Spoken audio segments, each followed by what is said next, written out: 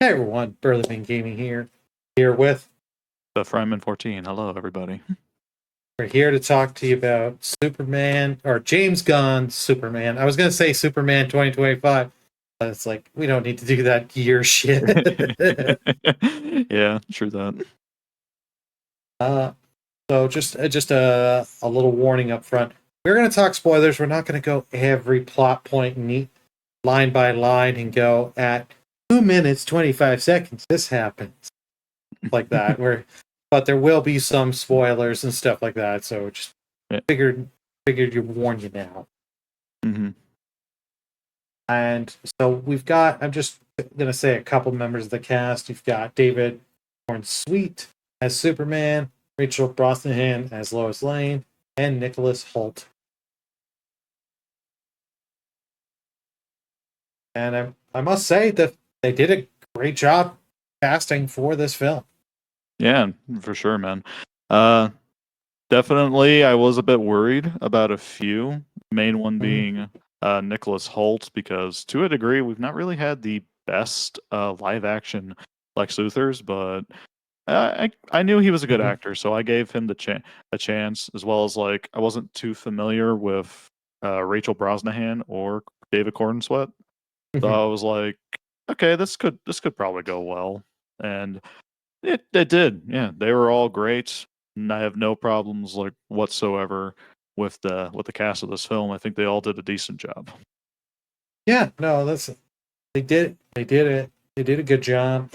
Like you said, most of them, like Nicholas Hoult, I've known from other films and stuff, and all that. I was like, okay, this is interesting casting, but I think he did a really good job as Luthor.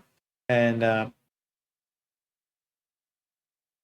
Rachel Brosnan, for her as Lois Lane, she did a really good job. Like, I only really knew her from, she was in House of Cards, like the first season of House of Cards. Oh, really? I must Yeah, have. Oh, I probably just don't remember, but I haven't seen that show in a while. yeah. So it was like, shit. So that's all I know her from. And David, I haven't seen anywhere, but like, Yeah. did great. And I must say, thank you for giving us a good Lois and Clark relationship. Mm-hmm. Whereas, no offense to Amy Adams and Henry Cavill. Henry Cavill, thank you. Like those two, you could kind of see a relationship, but it was just you've got Zack Snyder dialogue and all that, and it's just like it does not flow well. This you can tell they're in a relationship. They, you know what, they haven't been in a relationship that long, but they're in a relationship. They still have the spark. They will bicker and argue with each other and all that. Mm-hmm. Yeah, I definitely bought their dynamic more so than I bought Henry Cavill and Amy Adams, due to just how their chemistry, both on set and what I've seen offset, actually is. It's like genuinely, it's like I could believe those two are in a relationship. To be honest to God with you. And besides that, though, I did also like the supporting cast. I don't think we touched on that, where it's the Justice Gang of Guy Gardner, Hawk Girl, and Mr. Terrific, as well as Jimmy Olsen. Which, yeah, I don't think you could fuck up Jimmy Olsen, so they did fine with him. But I really Zack Snyder begs to differ. fair enough. Fair enough. But nonetheless, though, it's like, yeah, the entire supporting cast was really great. Especially, Mr. Terrific, which, yeah, he pretty much knocks it out the park and has his great, well, we won't spoil it, he has his Yondu moment if you're a Guardians of the Galaxy fan. And that alone was like one of the standout moments in the film.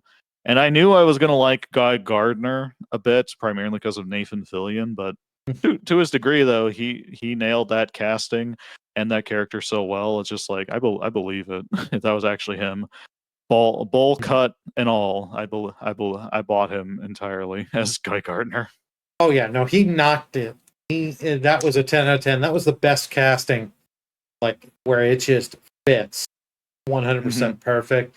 He is Guy Gardner, Green Lantern, and I love the one spoiler scene for the one action scene where near the end he's just using the ring of power, just boom, doing middle fingers out of the crowd to the enemy army. And Yeah, I'm like, yeah. oh my god, this is just great. And Mr. Mhm. Terrific was cast very well and has his, like you said, Yondu moment, has his great moments and has me interested as this is a character I've never heard of before. And Yeah. the Hawk Girl, I think yeah, she was fine for me as a whole. I need to see more of her though before I get an opinion. action wise, fine. But 90% of her dialogue is just her screeching, and it gets annoying. Like to me, if they you could have removed her out of the film and it wouldn't change. I'm still Yeah. willing to give her a chance in future films. Fair enough. Yeah, same here. But going off that a little bit, besides characters, I did think the rest of the film, action was fine for what it was there. Mhm. Some it was easier to it was pretty easy to follow, especially when the later half of the film went. The effects looked decent, although there were parts, I don't know if it was just me, but there were parts where CGI looked kind of weird, mainly that and it's in the trailer, the kaiju fight that happens. It was kind of some parts of it didn't look good to me. I don't know why. No, yeah, no, I'll agree. In some of the parts, the CGI does not hold up as well as it should have. Um, Mhm. but one thing we didn't touch, I'm kind of glad that this was not just an origin story film. That Mhm. we're seeing him grow up and stuff like this. He's been Superman for a few years now. We're not sure, but he's been it for a while. And then like him and Lois, I think they said the dating for like 3 to 6 months, somewhere in that range. Mhm. So Yeah. It does skip through most of the usual formula where it's like, okay, we don't really need an origin story mm, because you know who Superman is the same way they kind of did with Spider-Man Homecoming because yeah. everyone knows who Spider-Man is. We kind of got the idea of what he was doing in Civil War prior. Mhm, So we don't really need like a big origin story about how he got his powers. It's like they kind of mhm, talked about it near the start of that film, honestly.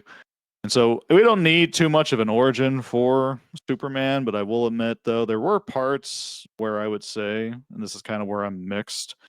Some of the mixed, I should say, mhm, is some because I do think while starting it in what feels like a middle part of the story, or feels like a mhm, sequel to a movie we never saw, yeah. does kind of hurt the film to a little bit due to as well as the story because you're just kind of thrust right into the action of what feels like a part two and a 3-part story. Yeah. For now, my mind could easily change as future films and future Superman films maybe happen because we know at least David Corenswet's going to come back for one more. So who knows what's Mhm, going to happen there? But nonetheless, though, it's like it did feel a bit weird because you kind of had to like already kind of know this is Superman, Clark Kent, this is Lois Lane, this is Lex Luthor. Lex Luthor hates Superman, and mhm. they have a very near the end of the film they kind of get more into like why he specifically hated Superman in this instance that he goes to in the film. But I was just kind of like, okay, this still feels a little rushed, and also like the Oh, movie at times does feel rushed a bit with its pacing. yeah. No, you are so right on the head. I agree on that.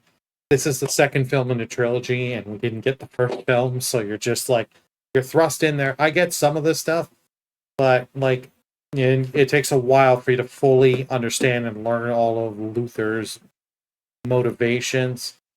But it's just like some of this, the pacing is just like it slows really down and then just ramps up, and just it's like it's not consistent enough to where it should have been. And then there's my thing that just with all the marketing that always gave me hesitance to this is like, okay, you're throwing the Justice Gang and there are other characters in there, and it's like, why are you throwing so much of this? You can just do, Superman, Lois Lane, Lex Luthor, you don't need to make Lex Luthor necessarily the big bad for the first film. You can set him up, have him in background, and have whatever monster of the week you want to throw in there, or kaiju.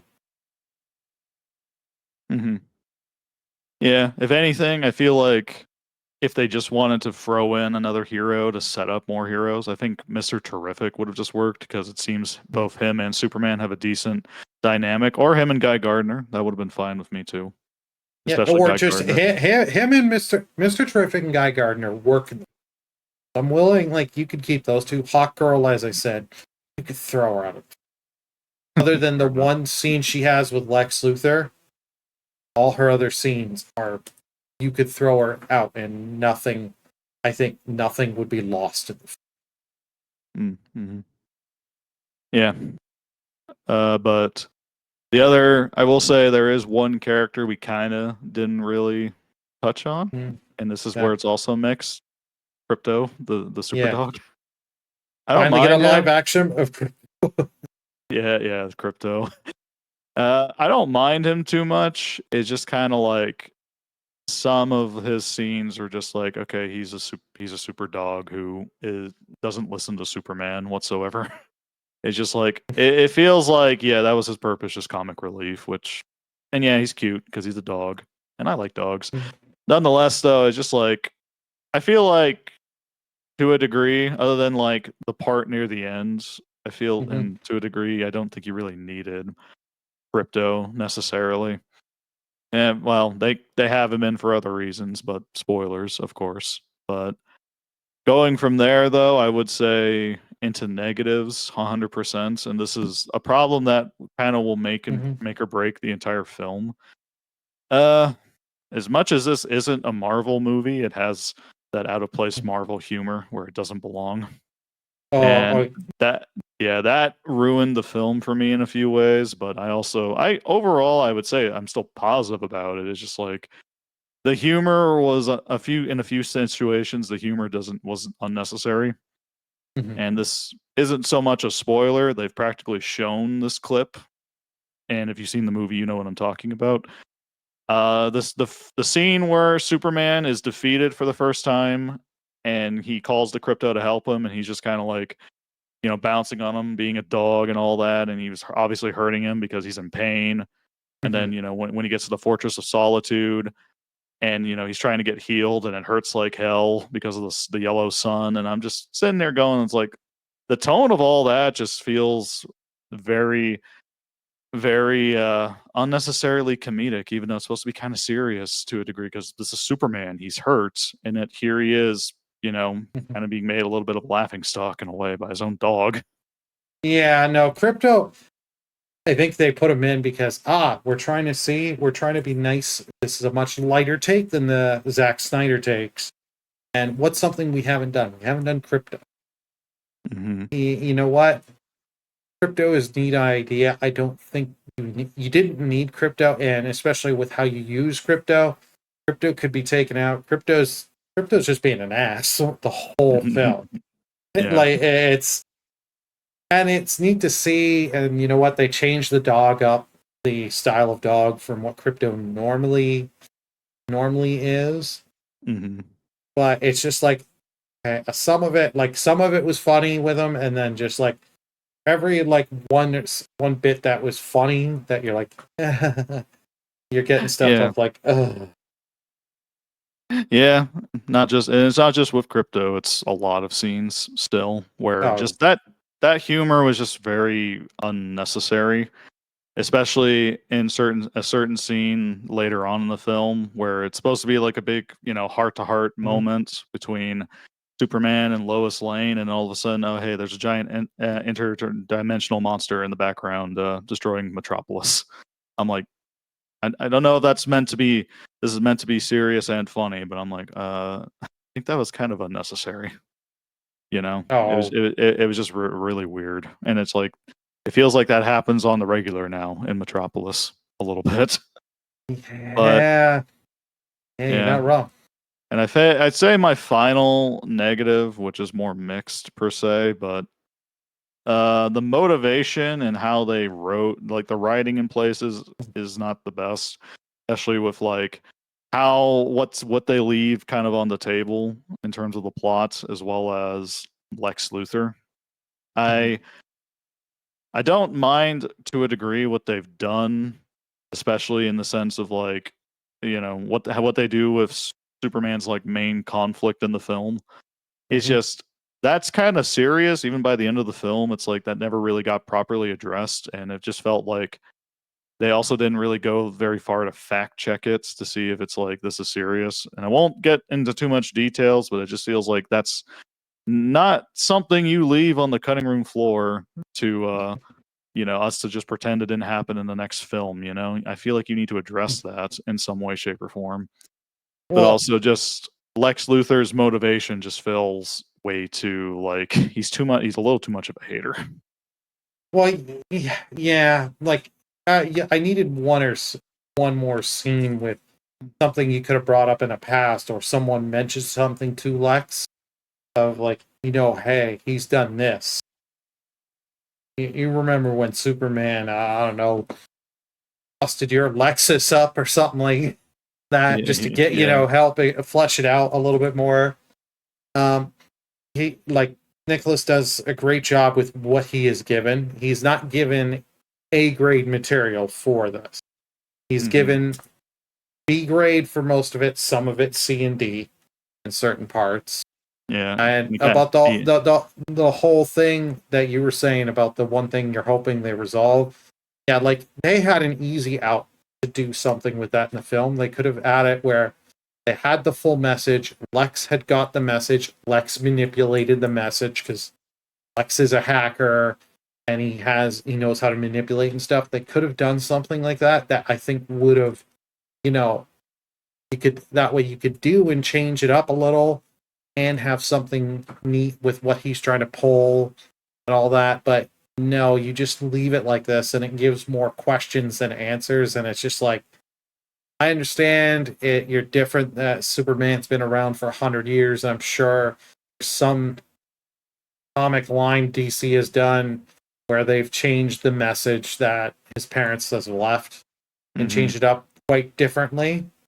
But like when with what small you do with it is just like, and I know it's all they did it that way also to set up for the end of the film.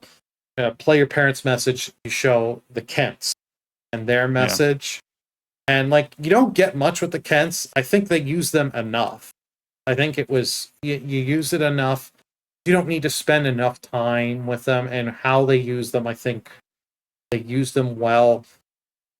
Maybe if you trim some of the other stuff, you could give us a little bit more with them. But overall, I think they did well with. Hmm. Yeah. Definitely the scenes with Ma and Pa Kent. Those Mhm. are really great. And again, I'm Mhm. glad they didn't try to go in for a cheap joke here and there, especially with Clark is talking to Pa Mhm. Kent. I'm really Yeah. glad they didn't do that. But it's like with that message, as you said, though, it's like, yeah, that's pretty bad. And it's just like it's weird that they didn't even try to see if there was something going on with it, which is the reason people lose doubt in Superman. So it's Yeah. just weird that they didn't really they just kind of left it there and it's like, yeah, it's for real true, which is going to be weird a little bit, especially like how they wrote that scene. It was just kind of, lack of a better word, cringe. I'll be honest with you, Yeah. but it does make me wonder now. It's like, okay, when are they inevitably going to introduce Brainiac, because Brainiac is very much tied to not only that message but Superman's overall lore, especially on Krypton. So Well, it's not just Brainiac. You got Zod. yeah, Like and Zod. if they do Zod, and it's like you're now gonna be like, what are you gonna do with Zod? You gonna change him up drastically with the like? Unless they're just gonna be like, you know what? We're not gonna touch Brainiac. We're not gonna touch Zod. We're not gonna use these heavy characters. Hmm. Which we'll have to wait and see what they actually do. It's like, yeah. Yeah, but despite those negatives, I still enjoyed the film overall. Like, I'm still Okay. curious where inevitably they're going to go. Is just these things, they need to be ironed out. Hopefully for Supergirl, which is next year, as well as the Lantern show. I know is scheduled for sometime early next year, and then inevitably Clayface, which I'm very curious about that. Yeah, the Clayface, like a lot. They're doing a lot of TV with this, which is interesting, and I'm curious. Some of it I'll watch, some of it I won't. If it's on characters I care about, I'll watch. Supergirl, yeah, she makes a cameo at the end, and this version of Supergirl is different. I don't want to judge the character off the 45 seconds to a minute that you get at the end of this film because it's not fair, and I want to see where they take the character. Mm-hmm. Yeah, especially of what I've heard of like what they're gonna base the direction on, like what comic issue they're gonna base the direction of the story of the movie on. Where it's like, okay, that's a pretty serious comic. So I'm curious how they go about that. But I'm also kind of worried a little bit that the tone is going to have whiplash here and there. So, but nonetheless, I still enjoyed the film. It can go up and down depending on how the rest of the DC universe, the DC cinematic universe goes, as well as what direction they take eventually, like future Superman films. Because I am for sure we're going to get a Superman 2 within the next couple of years. Once they get everything else established. Oh yeah, I think that after this movie and after depending of how they do, they're gonna try and fast sequel because you don't want the actors to age up too much unless you're doing it depending with what you kind of have roughly draft out plan. I enjoyed it. I was worried with this film. Some of my concerns like being the too many characters and did you really need all this? Yeah, those are my concerns as well. And then they weren't as bad, but the main one's still like the tone and the humor. That still worries me, and I hope that is addressed when they inevitably when they get to Supergirl and then the sequel, as well as introducing the other characters like Batman and eventually maybe Wonder Woman and a few others. Yeah, it's going to be interesting to see how they do this universe. Like James Gunn, I'll give him credit; he did good here, but can he not be the director for number two, or not the main writer? Let's get I'm someone fine. else in here. Yeah, director, he's perfectly fine. Just maybe as a writer, it's like have a few edits. That's all I'd say. But still, overall, I enjoyed the film. I'd probably give it, if we gave it a score, I'd give it a 3.5 out of 5 stars. Yeah, I would say the same. Like I still recommend if you're interested in it, go check it out. But just know if you've had any of the concerns from the trailer, I don't know if the movie per se is gonna take all the concerns you had if you watched any of the trailer. But yeah, we'd love to hear from you all and see what you think of the film. Did you watch? Did you not? Are you excited for any of the other projects in DC got coming up? Love to hear from you all. Alrighty, and we will see y'all next time. Bye.